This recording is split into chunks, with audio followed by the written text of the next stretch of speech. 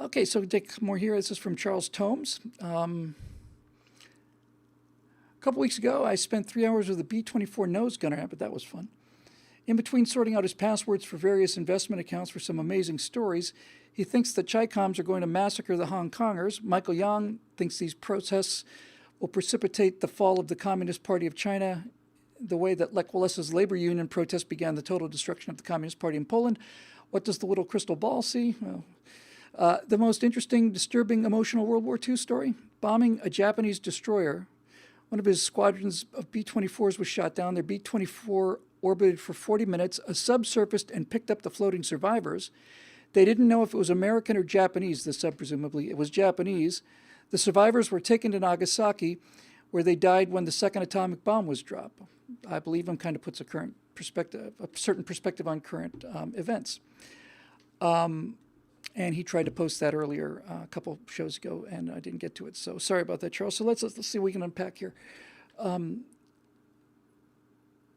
What are the Chinese government going to massacre Hong Kong protesters? I don't think they can. I just don't think they can.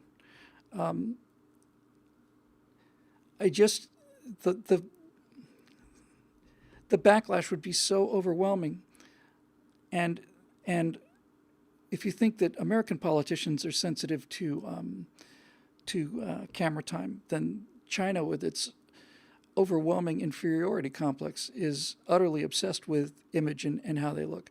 This wouldn't be a Tiananmen Square kind of thing where you maybe see one video smuggled out or a blurry VHS tape or something. If they decided to do that in Hong Kong, you'd have 50,000 HD cameras just filming every single thing that happened. And I actually have to tell you, I don't think that any kind of war against civilians is really possible in this day and age. Certainly not.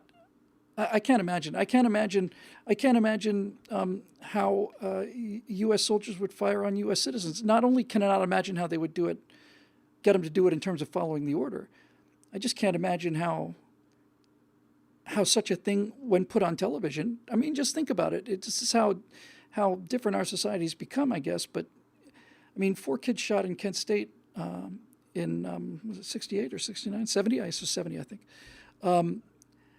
So, and the country was just horrified, and rightfully so. The idea of, forget on whose side is who, the idea of soldiers or National Guardsmen firing into a crowd of protesters, even a crowd of rioters, to be honest with you, and just watching 30 people go down, I just can't conceive of such a thing. I really can't. I don't know whether they're going to go in there and smash heads, but I don't know how they'd recover from it if they did. I guess they have to do the same kind of cost-benefit analysis anybody else has to do, Charles, This Hong Kong thing is hurting them. It's hurting their image, and it's probably hurting their economy a little bit. If they go in and smash things up, first of all, there's no guarantee that they would solve the problem. Second, the damage that they would do to their economy in terms of people boycotting their products, it's hard to imagine what would be worth that. I mean, I think the only thing that China would go to the mat for these days and take that kind of publicity hit, because we live in an era of, this is the public relations era. This is the era of the press release being more powerful than an atomic bomb. So what would make them, the only thing I can think of that make the Chinese Communist government go and take that kind of a lashing economically, politically, morally, in the court of world public opinion, would be if there was a direct threat to the actual Chinese leadership in the party. That would be a different story. But Hong Kong doesn't pose a direct threat to the leadership. It poses an indirect threat to the leadership, and they're well aware of that. But I think the only way that the Chinese would open fire on large groups of civilians because of the cell phone, don't get me wrong, it's not that they don't want to. This is the kind of thing they would do with pleasure and have done with pleasure throughout their entire history. But now with cameras watching and Westerners watching and the whole world watching, they're forced to behave themselves in a way that they haven't behaved themselves before.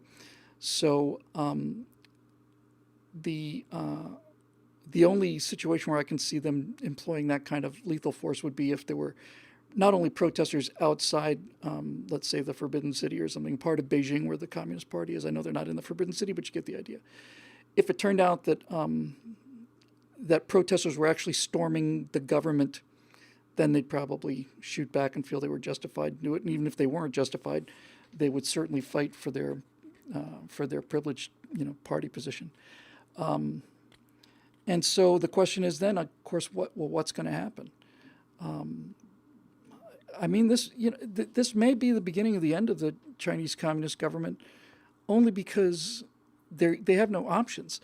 And this government, this whole China thing, is just a bizarre fluke. I mean, it's a communist nation governed by a single communist party with extremely tight social controls that has a largely capitalist economy, and especially when they're dealing with Hong Kong, it's not a question of China having annexed Hong Kong. Hong Kong annexed China. So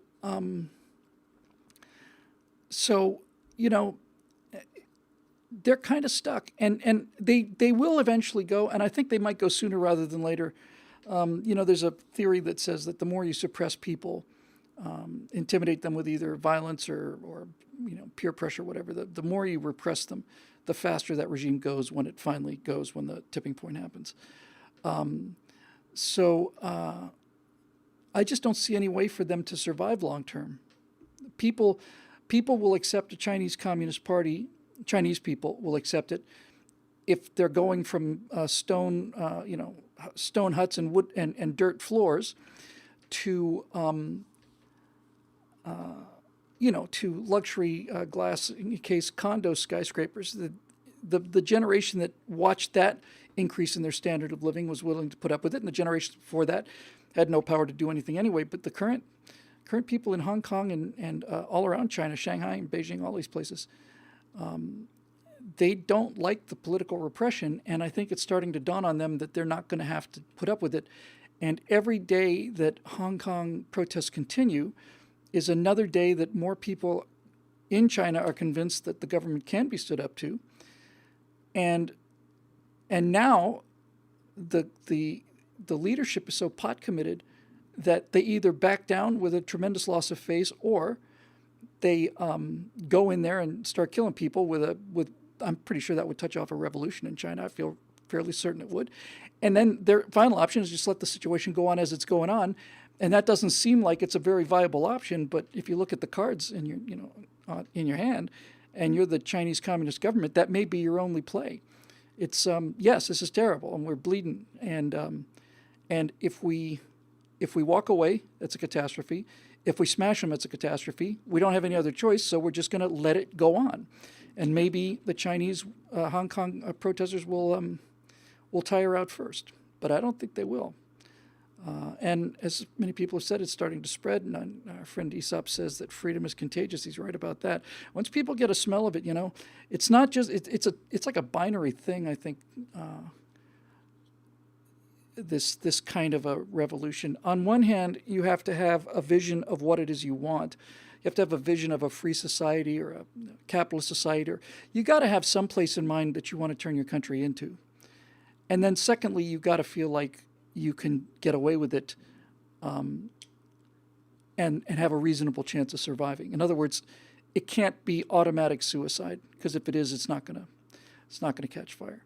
But once enough people have gathered in protests and political protests, then it gets tough, because now you form these personal bonds. Imagine at a Tea Party rally, if let's pick an agency. Let's say at a Tea Party rally, the FBI came in and machine gunned, a crowd of 500-600 people and killed 150 of them. The people in the Tea Party movement would go home and get their guns, and that'd be the end of that. And so once you allow these people to congregate and get a smell of it, especially when you start to sense that you're winning, it's very heady stuff. And this has gone on for a long time, and I don't know what's going to happen. Edward Smith online here says that the term I was looking for is a preference cascade. It's like a tipping point. Once people start, Kanye West is starting a preference cascade right now among black Americans. He's basically saying it's not only okay to like Donald Trump, I love him, I support him, and by the way, I think Jesus is Lord, and it turns out I was only second. I'm Kanye the Baptist, and there is something bigger than me. And he is leading monumental amounts of people to a place where they can make a choice other than the choice they've been making. And Kanye gives them permission to do that. Okay, let's see. Martin Archer. Hey, Martin. I want to go back to the other stuff. The second part of that thing. So the business about the B-24 shot down being picked up by Japanese sub taken to Nagasaki and so on. A number of that's certainly the most dramatic case, but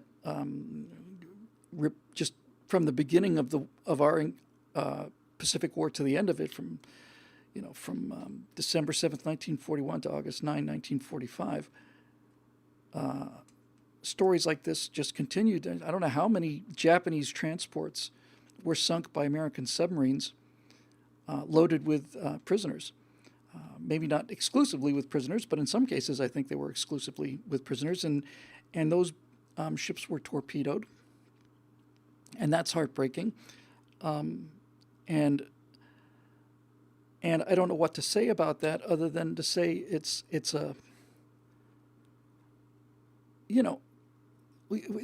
so difficult for us to imagine, really come to grips with like total all-out civilizational war. Like, well, okay, that happened, and now we just have to move on and deal with the rest of it. It's a different mindset that we don't have. I suspect we could very quickly develop it. I think people are amazingly resilient. I think even this millennial generation, if they were really pushed to the wall, would surprise people, but it would take a couple of weeks. It's like, I don't want to say that's war because it sounds so flippant. It's tragedy, but it's all tragedies. And I have to tell you, there are worse things than being nuked, honestly.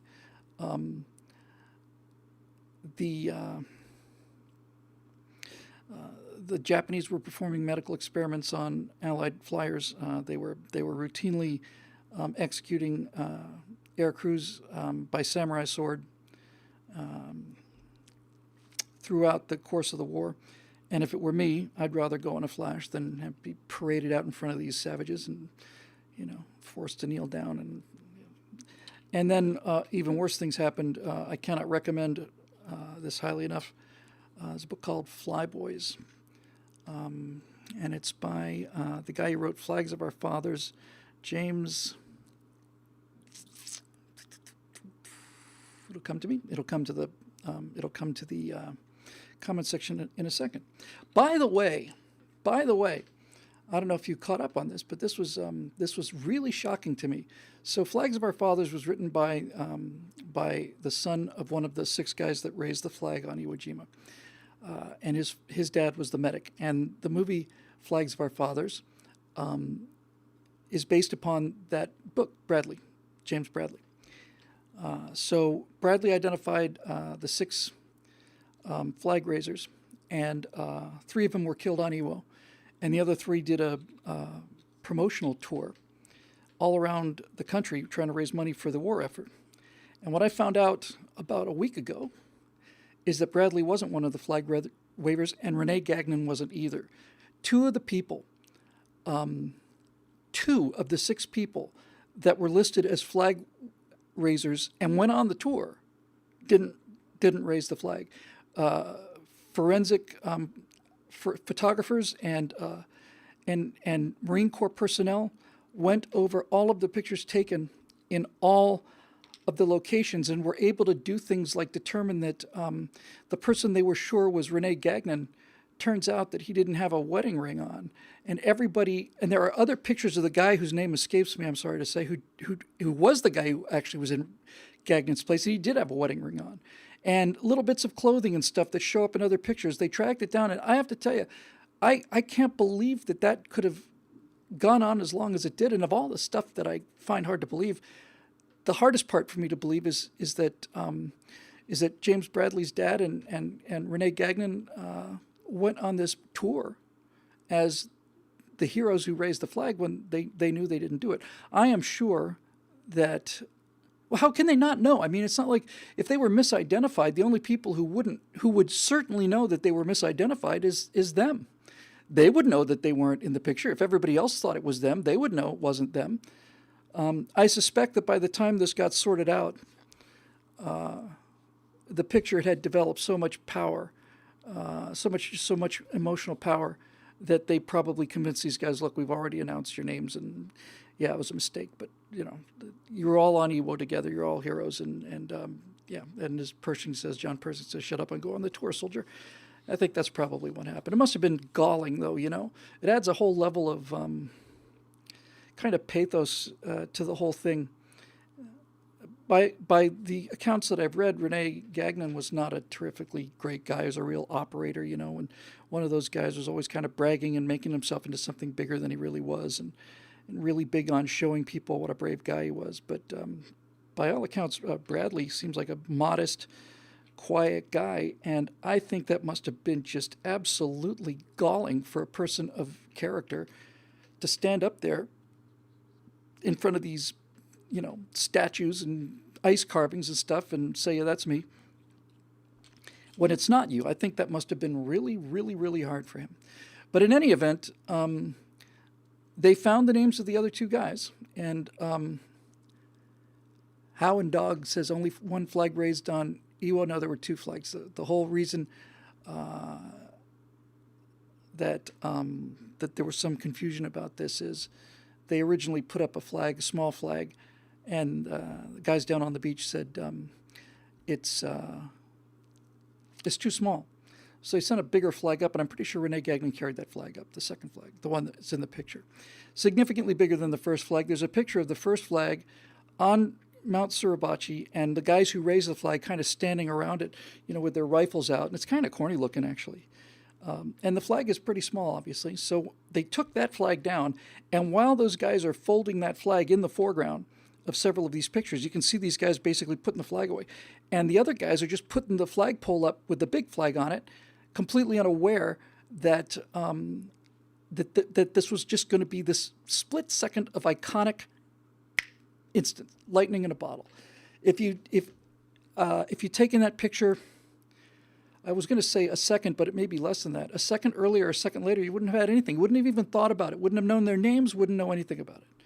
But the positioning in that instant was so magnificent and so compelling, and the kinetics of it, you don't. It's a still picture, obviously, but the motion, you can just tell how much was caught in that one exposure. If it's not the most famous photograph of all time, it's certainly one of the top three, and had an enormous effect on morale on the home front, because by 1945 casualties are getting worse and worse and worse, and people were getting pretty sick of it.